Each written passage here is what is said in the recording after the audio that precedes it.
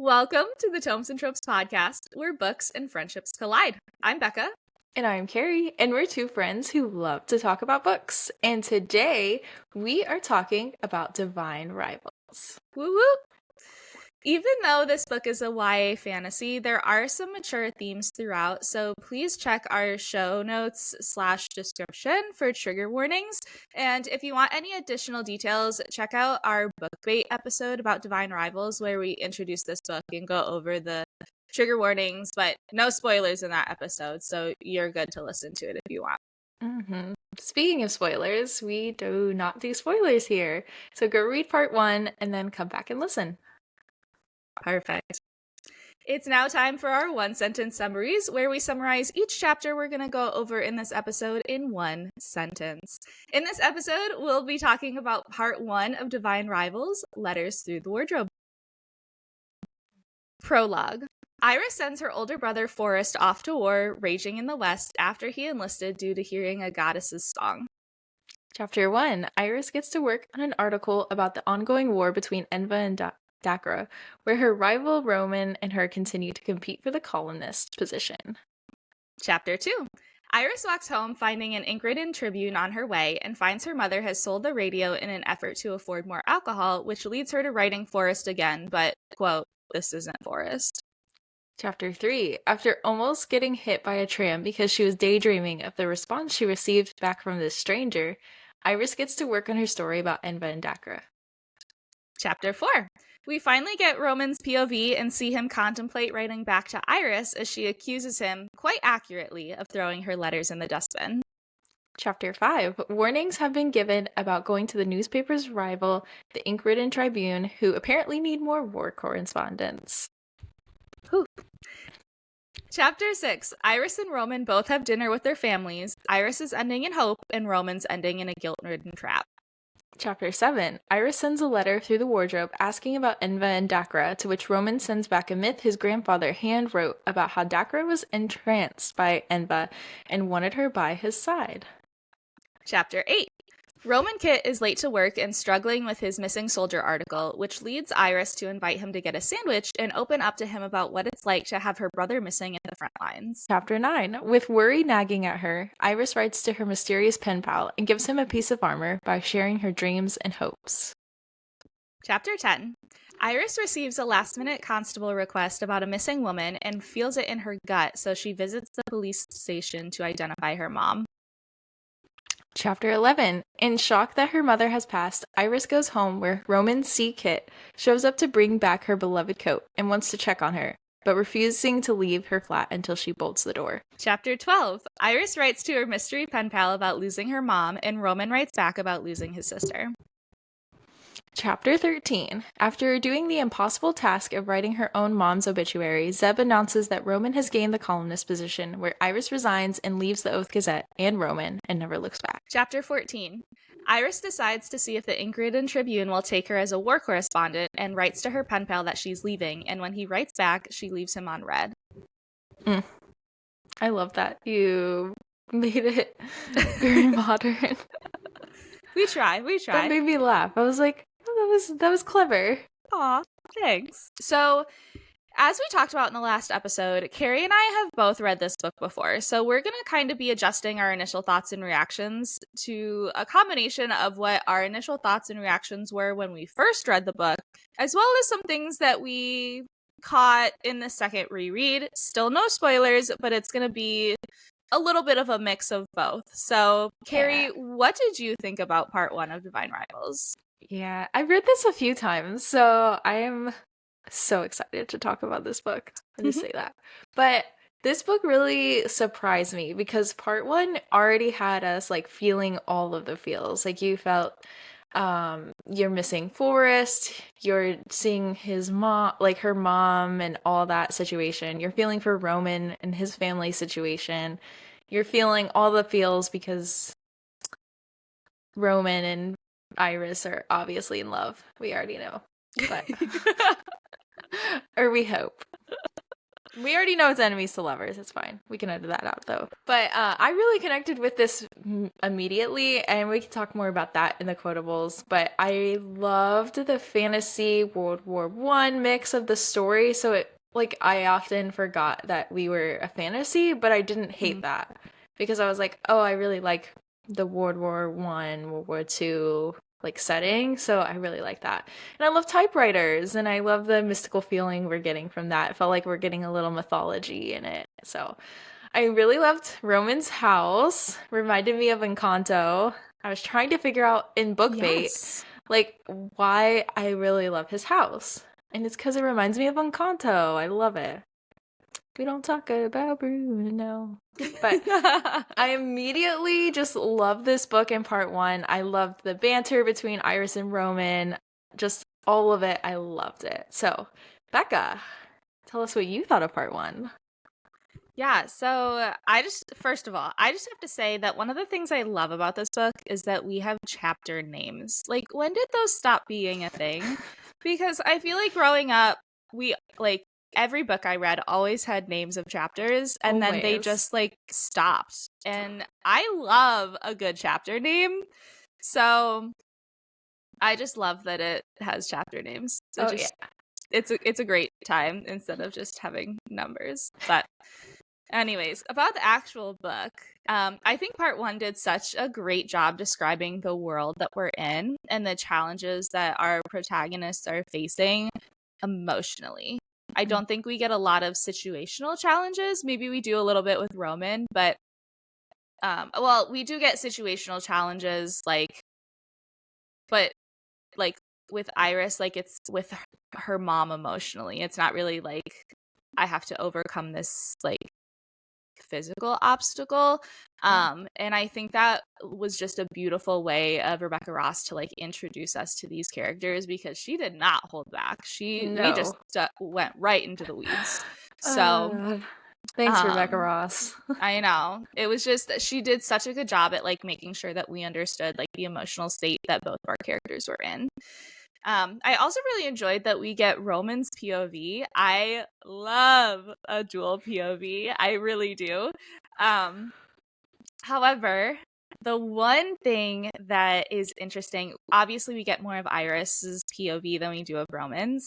And we can't have Roman's POV and not know that he's Iris's mystery writer.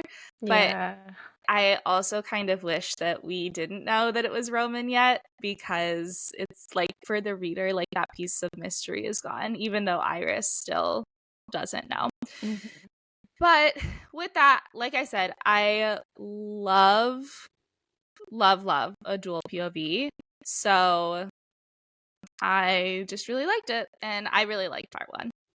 I agree. I wish that we didn't know it was Roman. I felt like we learned that way too quickly and we lost some of that tension, but I understand why she did it. Yeah. But I also love, like you said, like you said earlier, like we already know they're in love, which I talk about like later in one of our quotables.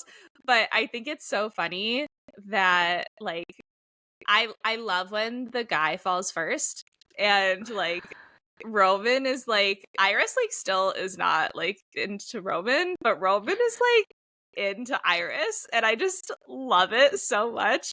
And I love, like, that's why I love a dual POV, because we really get to see like his thoughts and feelings about it. So I just for sure. such a great time. Such a great time.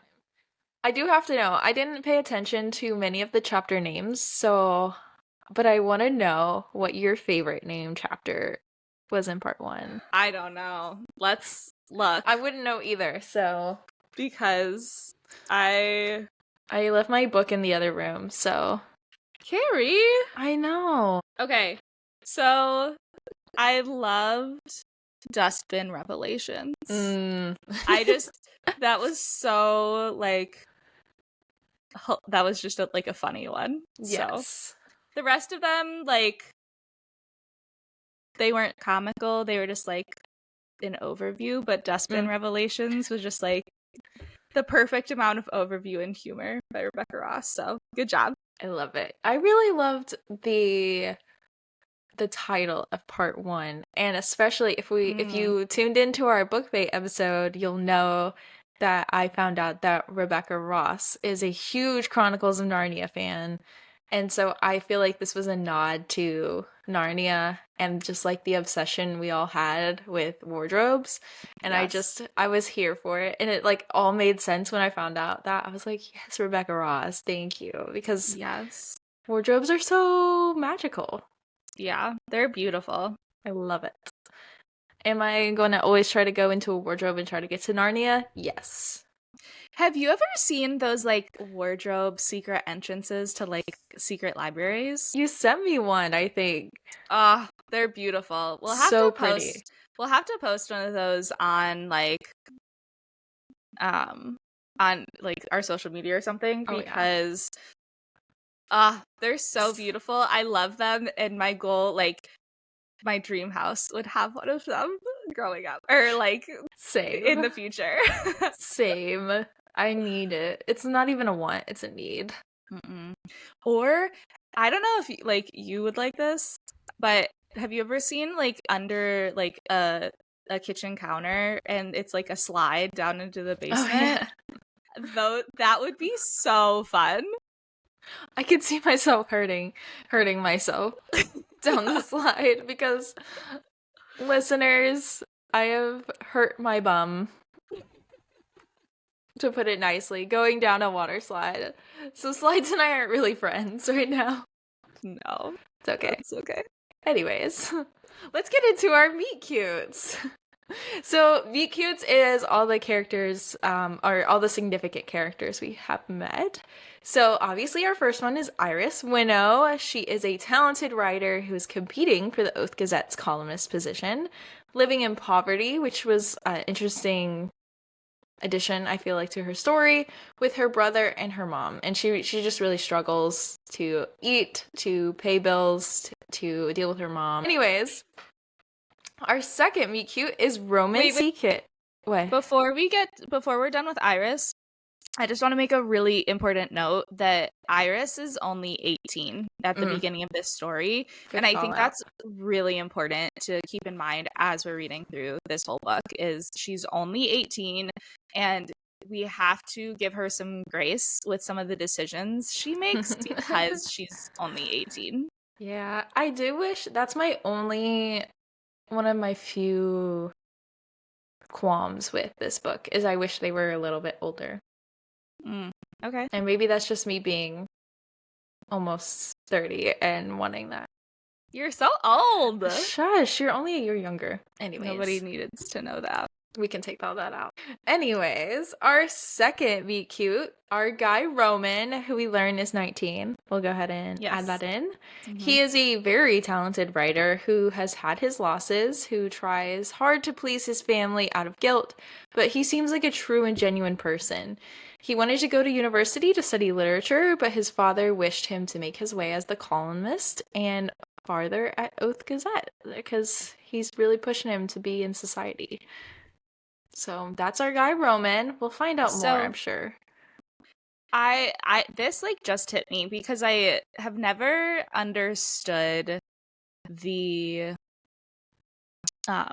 pressure that Roman gets from his dad to be a columnist because like for me growing up like not that there was a lot of pressure but like a doctor or a lawyer or like something like that was always like the high achieving goal. And it's so interesting that like Roman like they're newer money and his dad is like, oh, like you're gonna make a name for yourself as a columnist. And it just goes to show that in the society writing is so important and it's such a highlighted skill that not everybody has, that I think we tend not to highlight in our society, even though like we like literature, like obviously we love writing because we love to read, but I feel like it's just not like a super highlighted skill in our society. Yeah, that's a good call out. Well done. Our next meet cute is Sarah Prindle. So Sarah is the sweetest assistant who is Zeb's assistant, who we'll meet in a second. She just seems like a bright, shiny light. Like, I would want to be friends with Sarah.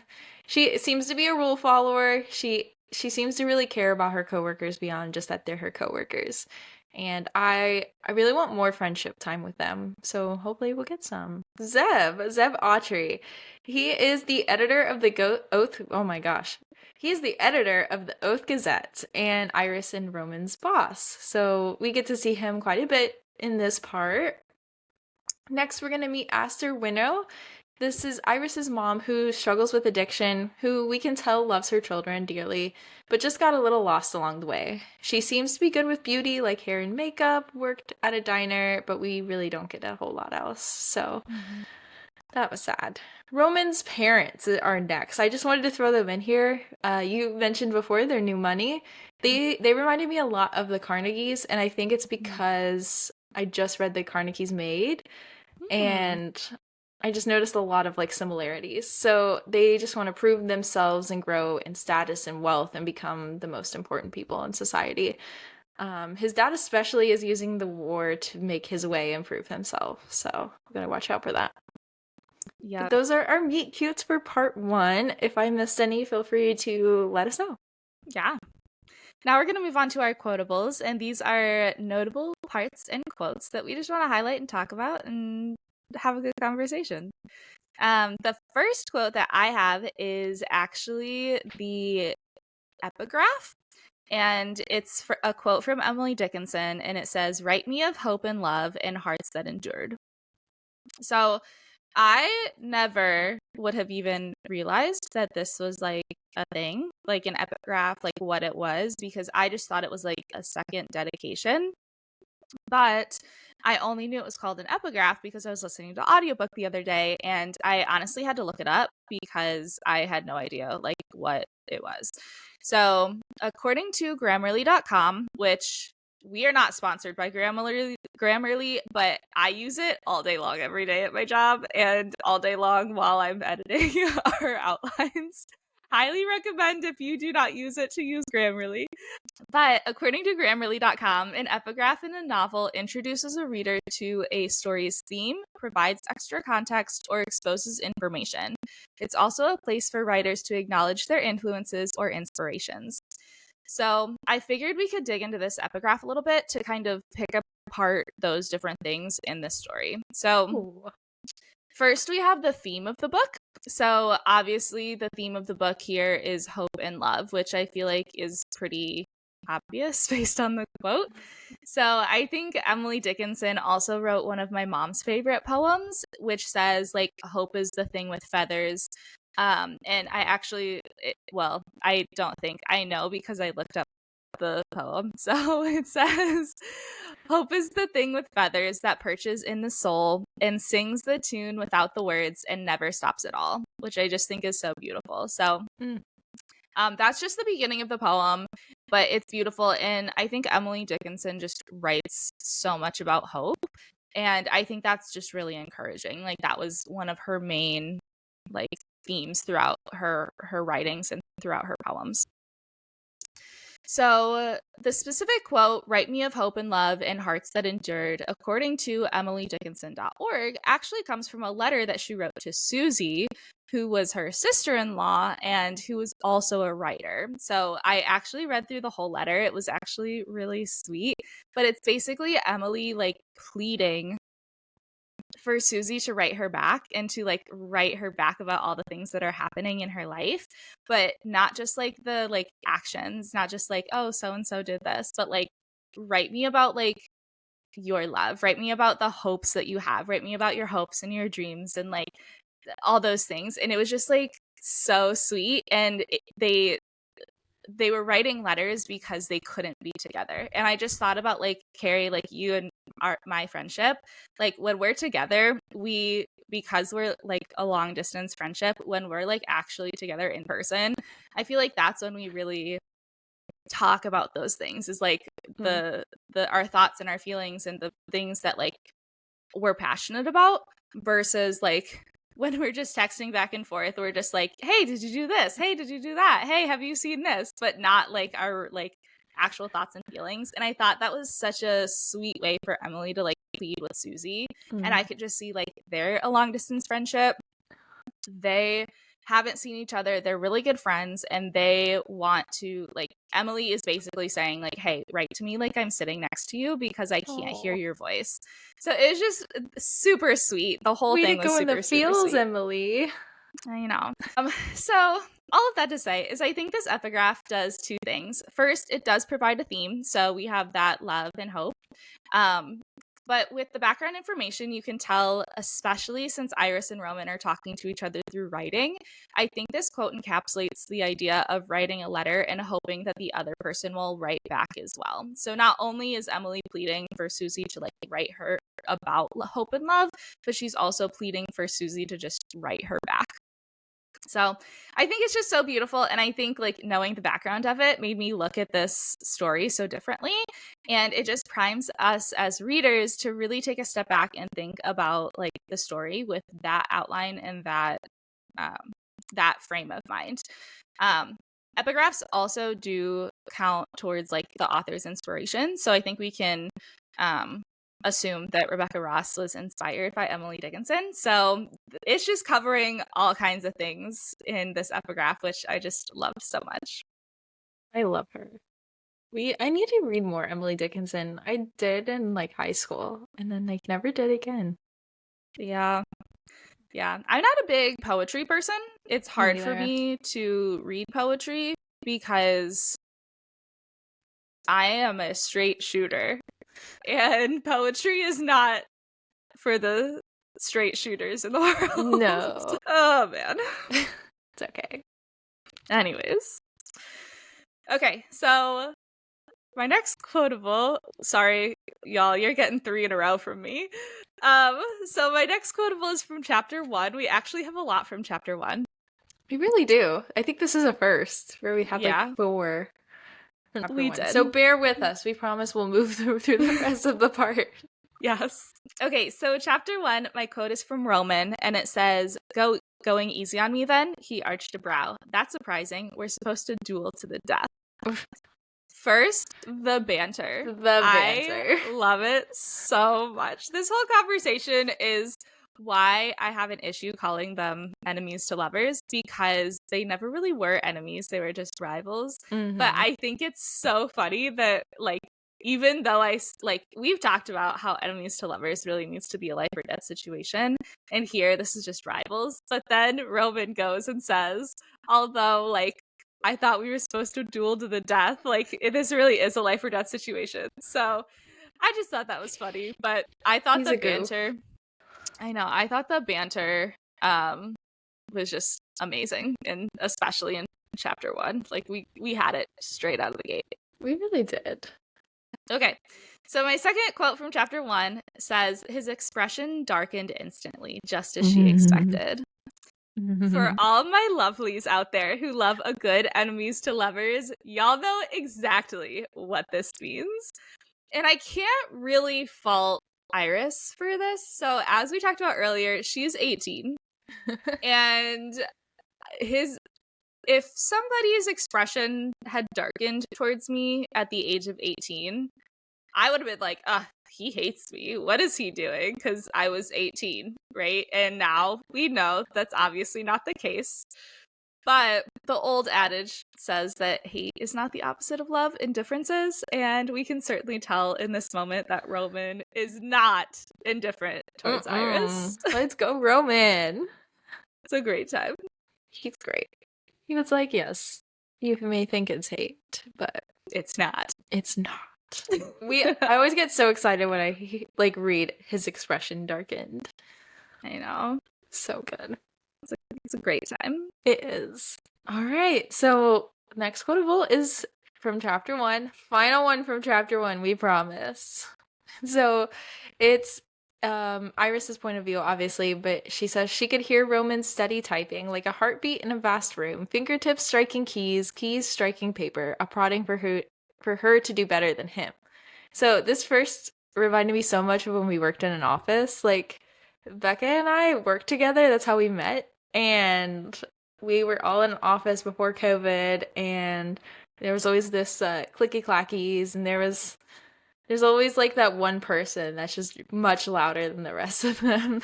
And so this just reminded me of that. And then also she thinks about him so much. Like we're in chapter 1 and she notices everything about him. So like this attraction to him isn't new. Like when she's like looking at him later on in this part, we know. She thinks about him whether or not it's because he's a rival or not, but she just pays attention to his appearance like all the time too. So we know this, she's got it bad. She doesn't know it yet, but she's got it bad. And he calls her out on that. He's like, I forget exactly, like, I think she points out, like, did you ever notice, like, you squint your eyes when you're lying? Or has anybody ever told you that you squint your eyes when you're lying? And he's like, no, because nobody's ever looked at me as much as you do, or something like that. And I was just like, yes. We're like rooting for them chapter 1 part 1. We are here for it. We're here for it. Okay, so moving on from chapter 1, we are in chapter 2 right now, and I just wanted to highlight the whole store scene, and I know this is the majority of chapter 2, but this scene hit home with me so much. So I ended up staying at home for my undergrad. I stayed in my parents' house because I lived like 5 minutes away from where I went to do my undergrad. But when I moved away from my parents for the first time for my master's, I ended up staying, like, I had a couple bad situations because of like my rent situation or whatever, and I ended up really only having about $50 a month to spend on groceries. Like that was all that I had because my rent situation, my job situation, they like cut all of my hours. Like it was just like a hot mess. And I honestly got through that time because my roommates loved to bake, and because they would share their bakes with me, and because my husband, who was my boyfriend at the time, he just took such good care of me. Like I'm so grateful for him. Go Liam. But he ate so much pasta because we were both so broke because that's all we could afford. And it was so filling. But I remember the feeling so well of not having enough money to buy things at the grocery store, and the embarrassment that came with that, especially like when my roommates and I would go grocery shopping together. Like, obviously it's nothing like having a magical store point out that you can't afford anything like in front of everybody, but like also this is something like I so vividly remember, and I just felt for Iris so much when I was reading through this. That whole store scene was just really cool. That's when it like slapped me back that we were in fantasy. It's like, oh wait, holy crap, we're in fantasy. Yep. Love that. Store scene was good. Chapter 2. This isn't Forest. Dun dun dun. We had to talk about this. I know we mentioned it in the one sentence summary, but I think this is where I was like, oh, holy crap, what's going on? I love this book. Can't wait to read through more. Like, I was like, yes, this is when I really started picking up, because I was like, I'm here for it. Mm-hmm. But yeah, we had to talk about that real quick. I love it. Forest. My heart just like stopped. It was like, spoiler if you haven't read Addie LaRue yet, but when Henry says, I remember you, I was just like, oh, what do you mean? If you want to read Addie LaRue with us, we did all 7 parts, so go ahead and listen. I gotta throw that in there real quick. But my next quotable is from chapter 4. This has to do with the house / Roman's feelings for her letters. This is on page 37 in the hardback if you have it. But first, he doesn't know if he feels relief or regret for telling her that he isn't Forrest, and there maybe being no more letters. So he kind of like fights within himself, like, do I feel relieved that I don't have to carry this burden? Do I feel regret because I'm going to miss the letters? So we know later that he would miss it. Like, he comes to that realization. We also learn a lot about his old home that has a mind of its own, the Encanto house. I just loved it. The Encanto house. That was like the one thing I liked about Encanto, except for some of the songs. I wasn't a huge fan of the movie. Don't come at me. But I I talked about this in the first impression section, I think, but we just learned the mansion has a mind of its own. It opens, closes doors, floors clean themselves. We'll talk about Beautiful. that in a second. But flowers bloom in random places, which I really thought was precious. And I he would even know. get a warm glass of milk and biscuits when he had insomnia. Like, what a loving house. I I want know. a house to take care of me like that. Me too. What a dream to have a house like that. But I want to highlight the most adult thing ever is that I would love to have a house that cleans itself. I have two golden retrievers who shed so much, and a cat who also sheds. I also have a thick head of hair. And so there's like hair everywhere all the time. Even though I vacuum like once every few days, it's boom, there again. I have tufts everywhere. It's fine. But I would love to have a class or a house that cleans itself. Like, what a dream.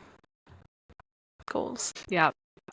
Okay, so before we do our next quotable, I do want to say that this is going to be a trigger warning for suicide. If you are uncomfortable with this, please check the show notes for the timings on when this begins and when this section ends, because we are going to kind of get into a little bit of it and mental health as well. So just wanted to throw that in there.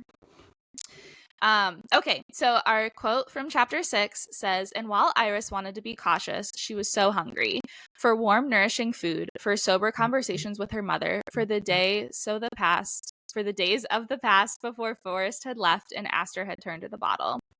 And we've highlighted similar quotes like this in previous books, and I want to call this back to Lucy Gray in the Ballad of Songbirds and Snakes, when she was starved for music and she got the guitar for the first time, and she just was so starved for the music. But this quote hits a little bit different. Iris is hungry here for not only food, but for the past that I'm sure wasn't perfect, but was better than her life is now. And I think this whole scene is just so heartbreaking.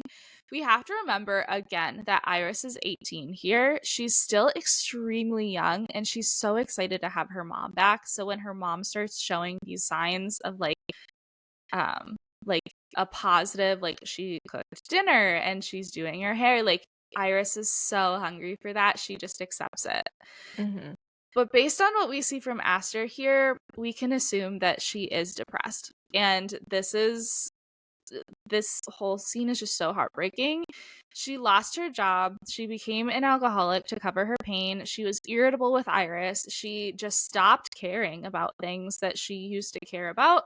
And those are all typical signs of someone who is depressed. They typically have low energy and things they liked before don't interest them anymore. However, we get this situation where she, quote, comes back and is happy and seems normal to Iris again. And while we don't know, so we know that Aster dies later in part 1, but we don't know if Aster was depressed and suicidal. And we don't know if her death was accidental or intentional, but this is something that is consistent with somebody who is depressed and suicidal and who has decided that they are going to attempt suicide. So typically, if someone is depressed and suicidal, this is a PSA. So PSA. If someone is depressed and they are suicidal, and then all of a sudden one day it's like a light switch flips and they are happy and go lucky and like excited again, and it's not like a slow growth, it's like literally like they wake up one day and they're happy again, like that is a sign that they have decided to attempt suicide. And like if you have a friend or a colleague or a family member, etc., who is depressed and all of a sudden is happy, check on your people, like check on them and make sure they're okay, and like that is when they need you the most. So check on your people. Anyways, this whole scene is just so heartbreaking because we know that Aster dies in the next chapter, and Iris is just so excited to have her mom back and have a normal life and like have her normal mom back and like sit in front of the mirror and like have her hair curled and have her makeup done and like have dinner. And it's just like this scene was so full of hope for Iris, and then that just like made the next part of her story just that much more heartbreaking. Yes. Chapter 6 was rough.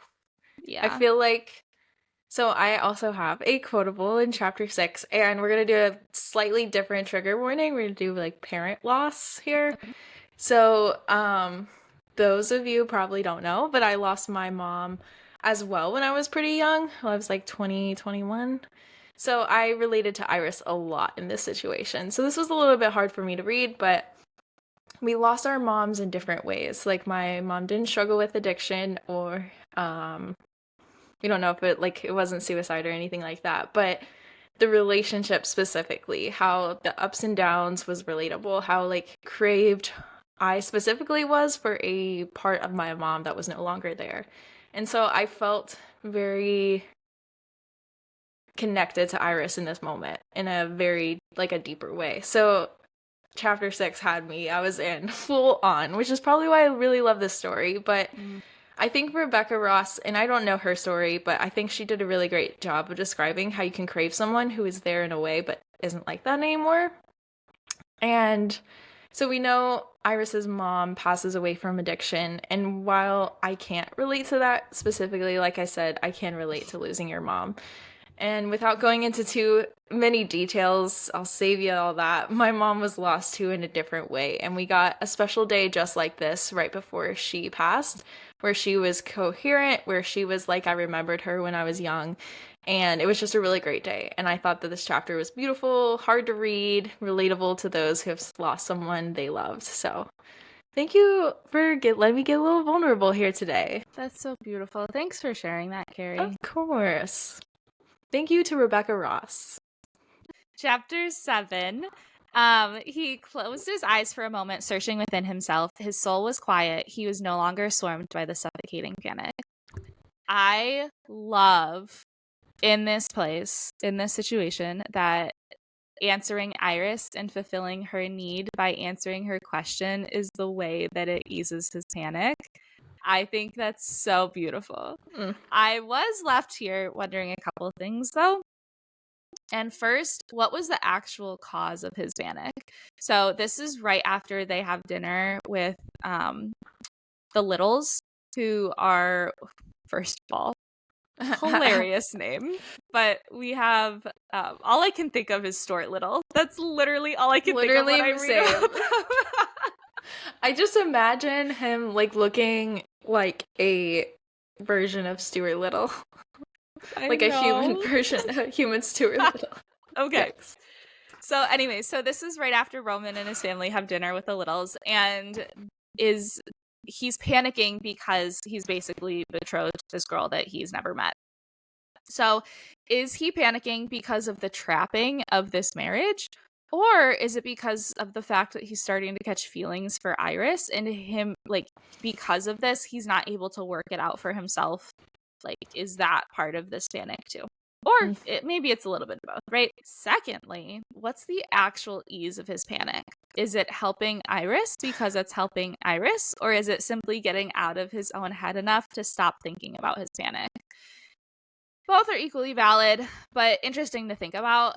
I, being the hopeless romantic, hope that both of them are because he is trying to figure out what's going on with Iris, and then he actually gets to help Iris rather than the other two. But again, both are equally valid, and I'm just trying to figure out here when the actual love story begins, and when they stop becoming rivals and start becoming, like, being in love. I love that that's what you picked out of that line. I was just like, oh my gosh, they're falling in love. Yay, can't wait. The psychologist in you came out in that. I love that. I know. I feel like this book is just like pulling on all of my psych strings. For real. It will do that. You got enough to work with. Yep. Chapter 6 alone. Anyways, so chapter 7. His grandfather must have written it down and tucked the papers away in one of his books for safekeeping. He had often done that, forgetting where he had placed his writing. So we learned a few things here. One, his grandfather knows a lot about the gods and the mythology. The second is that his grandfather was a writer, too. So love that. And then, obviously, this is where he's sending Iris the story, but I want to note that this was handwritten by his grandfather, and I want to learn more about his grandfather because he seems to know a lot of history and myths that have been erased or removed from the regular documentation and accounts the library has. So Iris went to the library before this to get like information and decided I'm gonna ask my pen pal about this. So just something to keep in mind as we read this series. That's so interesting. I didn't even catch that. I think I forgot a whole quotable. Continue. Chapter 8, we get this quote from Sarah, and she says, "I always thought the two of you would make such a striking pair." And she's basically like apologizing because Roman's engagement announcement is in the paper, and she's giving Iris the engagement announcement. She's like being apologetic, and this just makes me laugh because this was literally almost the exact same thing that happened to my husband and I when we were like growing up. So we for those of you who don't know, so which is probably most of you, we keep saying that when it's like definitely everyone probably who listens to this. These are like new episodes or new stories that come out. But my husband and I, we met at a summer camp, and one of the older guys who worked there kind of was joking because like we were definitely like rivals to lovers. Like we did not like each other at first. We hated each other. We butted heads the whole time. But one of the like older like mentors there was like, "You guys are gonna end up together. Like that's what's gonna happen." And both of us, like, I remember standing there like looking at Liam and looking back at this guy and be like, "No, no, never. Like, definitely not." And I just think it's funny. Like now we're married and we're happily married, and this was just like, yes, I get it, Iris. I get it. Got a little rivals to lovers. Your own.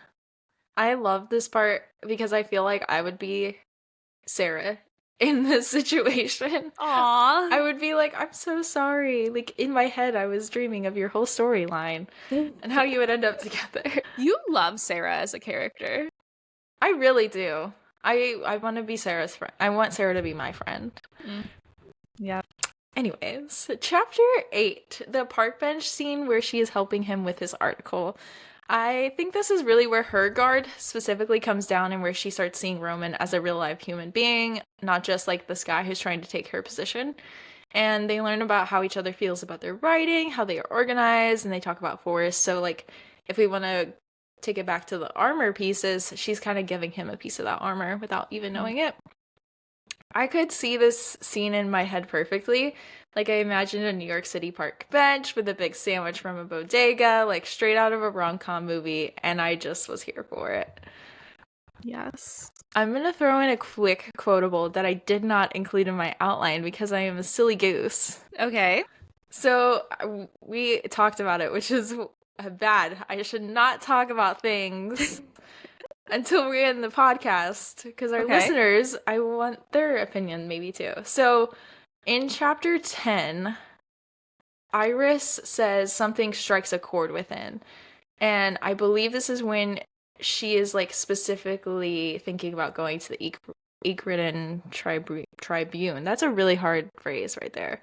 Ygridan Tribune? Yes. Yep. So do we think, I talked to you about this, but could this be a call from Enva? I don't know. Potentially. So that's actually really funny because after we talked about it, I started looking for like musical elements between Iris, and that was the only one that I could find. Mm-hmm. It was very subtle. I did not catch it like the first 2 or 3 reads. So I just heard it in my audiobook while I was walking a dog, and I was like, wait, strike a chord within. Anyways, sorry. That's just a little quick quotable. Nice. All right. So on to chapter 11. The quote is, "He was still standing there, hands shoved into his coat pockets, his dark hair windblown, waiting. Her annoyance flared until she bolted the door. As soon as he heard the lock slide, Roman Kit turned and left." Oh, I'm so glad you used this as a quotable.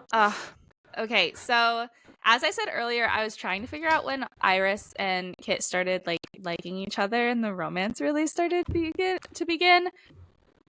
At this point, I don't even care. This is when I started to fall in love with Roman C. Kit. Like, he waited for her to lock the door, and I love this so much. Like, I love that he waited for her, but all I can think of is that, like, he's standing there waiting awkwardly in the hallway of an apartment building, and like neighbors are coming and going, because she even, I think the quote like before this is like she doesn't even know how long she stands there. So like it could have been a couple hours, and he's just like standing there chilling, like smiling awkwardly at the neighbors, having a good time. Like he's just like standing there, and I think that's like he's what a gem. And Gentleman. I also love, I just want to throw this last bit in there, that I love that not only did he wait for her, but he didn't want credit for it. Like he didn't stand there and like knock and say like, hey, you gotta like lock the door. He just stood there and waited and like left when it happened. And I just what a gem. Him showing up was just so, I was like, I'm rooting for you, Roman. Like and I love just like he showing up, he like opening the door, and she's like not fully like completely dressed, and he's just like very respectful like the entire conversation, the entire interaction. So it was just like, I love Roman. I love him so much. Yes. Okay, and our last quotable is chapter 13. It says, Roman was quiet, but his face flushed, and she had the frightening inkling that while she made it a point to never read anything of his, he might be reading everything she touched. And this is right when, like right after Zeb, I believe, gives Roman the job. And I want to throw this back to when Iris learned that her letters weren't going to Forrest, they were going to not Forrest. And Roman wrote back, but just in case you were wondering, I'll gladly read whatever you write. Ugh. And he already knew it was Iris at this point. And I think that's just like so sweet that like she's slowly starting to realize like he's obsessed. Like he reads everything she writes. And he's already told her that, even though she doesn't know it. What a guy. All right, so we have a new segment called Spilling the Tea with our characters. So we both really love tea, so we're really excited about including this segment in here. And I worked at Starbucks, so this is a fun pastime, and this kind of gives us a little fun creative outlet to talk about our characters.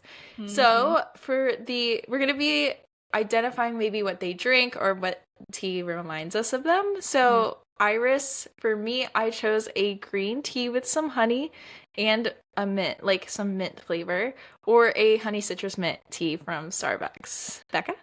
Okay, so I swear I did not read this before I chose this, but I also said honey citrus mint tea. I love that.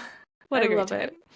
So Roman, I chose an English breakfast tea with one packet of sugar in the raw and a splash of almond milk. I was very specific. Very specific. So I said that he would be an Earl Grey with a little bit of half and half. Good point. I was stuck between English breakfast and Earl Grey. But all right, Zeb. We threw Zeb in here. I will mention, I wrote this down without realizing that she said this in the book, but he likes a tea with some liquors. But I said English breakfast tea with sugar, no cream, and a dash of whiskey. Yep. And I don't even think he's tea. I think he's just straight black coffee. I love it. That's a good choice.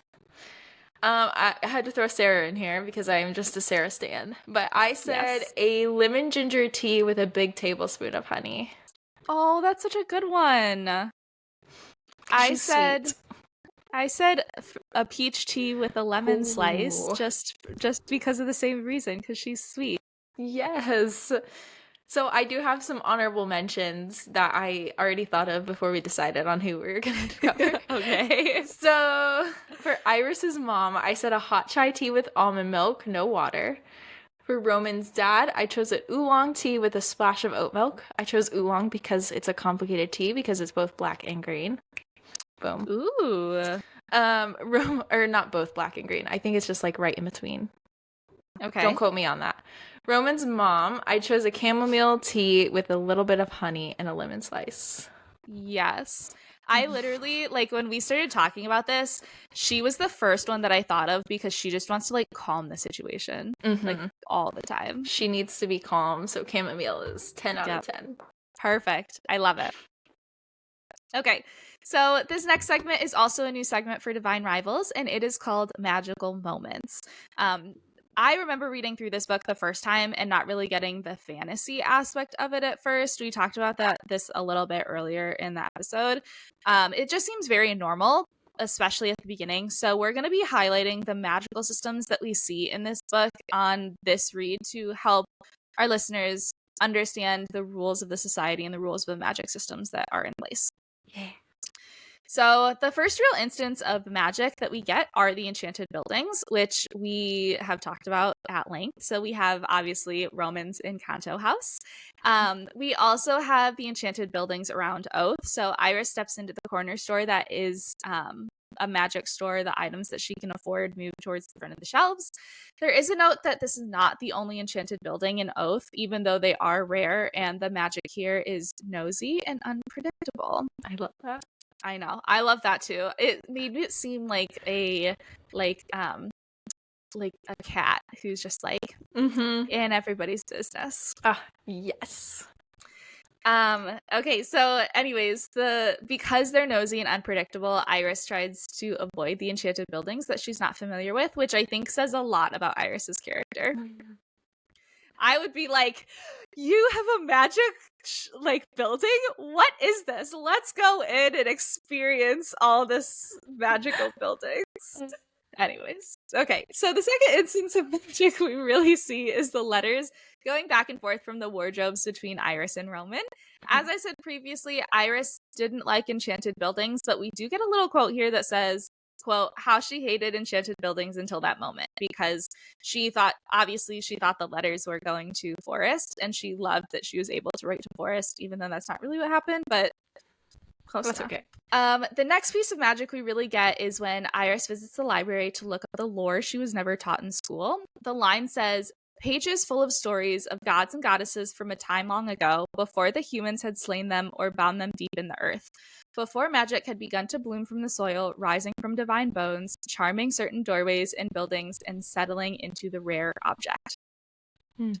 So here we get, obviously we have gods and goddesses that are mentioned. So we also get that the magic blooms from the soil. So it's not something that like somebody, like a person can imbue or something like that. Like it has to be like, it has to come from the soil. Like it's nosy and unpredictable. We really don't know how the magic happens. We just know that it happens. So anyways, back to the gods. So we have the Skywards who ruled Cambria from above. Cambria is the setting, the I don't know what you would call it in like today's time, the country, I guess. Because I don't know. We're gonna go with country. Cambria is the country that this story takes place in. So the Skywards ruled Cambria from above, and the underlings ruled below. This was super interesting, this line, because it doesn't say the underlings ruled Cambria from below. It says the underlings ruled below. So the underlings didn't really have anything over Cambria, which I thought was kind of cool. But anyway, so the gods killed themselves. So they went from around 100 gods with many different magics. And it talks about a lot of the different magics. There's like the air and the wind and the sea. It's kind of like Avatar. But we have the many different magics to now we only have 5. And they had been slain by humans 200 years previously. So we obviously have Dacra, who was an underling. We have Enva, who's a Skyward. We've gotten lots of mentions of them so far. We get their whole history, which maybe we'll dive into in future episodes. But Dacra was buried in the west. Enva was buried in the east. Myrrh was buried in the north. Alva was buried in the south. And Luce was buried in the central borough. So This Cambria is reminding me a little bit more, since we have boroughs of New York City, than anything, but we're still going to go with it's a country. Okay, so we do also find out that some of the days of the week are named after the gods. So we do get reference to Myr's Day. We don't get like Dakra's Day or Enba's Day, but we do at this point have a reference to Myr's Day. Mm-hmm. I really like their days of the week. Yeah, me too. And it is a day of the week. We do get like, it's not a special day. It's not like a holiday. It's like actually like a day of the week. Like a Wednesday. Or a Thursday when Tomes and Tropes pod comes out. Exactly. Okay, so obviously, so like I said, the gods were slain 200 years ago by the humans, which, first of all, how? So many questions. So many questions. Second of all, the graves of these gods were meant to be more enchanted, and you could, quote, taste the magic in the air around them. We get that from when Iris was talking about Forrest and her going to visit Enba's grave. So we can assume that all of the magic in this story comes from the gods and them being in the graves, which I think says a lot about the gods. If the magic is nosy and unpredictable, then we can probably assume that the gods are also nosy and unpredictable. Maybe that's why the humans destroyed them. Maybe. Interestingly enough, though, we do have the powers that, like, the powers that Dakra and Enba have. So Dakra's powers we get from Roman's info dump, and he is the god of vitality and healing, which is crazy that that's like his power, his god, like his power. It's just so interesting, especially like after hearing Roman's info dump about like he destroyed everything, but he's the god of vitality and healing. It's just very interesting. Maybe, honestly, if he's the god of vitality and healing, he may not understand the fragility of life, because he's like, oh, I can fix that. It's no problem. Just like that. Yeah. So, and then we also get that Enba has the musical powers, and her singing like guides souls after they die to wherever they're supposed to go. So that's it for our magical moments for this episode. Thank you so much for listening to us today. If you liked today's episode, please rate and review us wherever you listen and give us 5 stars. Also, the best thing you can do for us, or honestly any other podcast you listen to, is share us with your friends and the people who you think would enjoy it. If you've been trying to get your friends to read Divine Rivals, this is the perfect opportunity for y'all to read through it together and chat about it with us. Yes, please share us with your friends. Yes, we also want more friends. Yeah, that's why we created this podcast. We want friends. Exactly.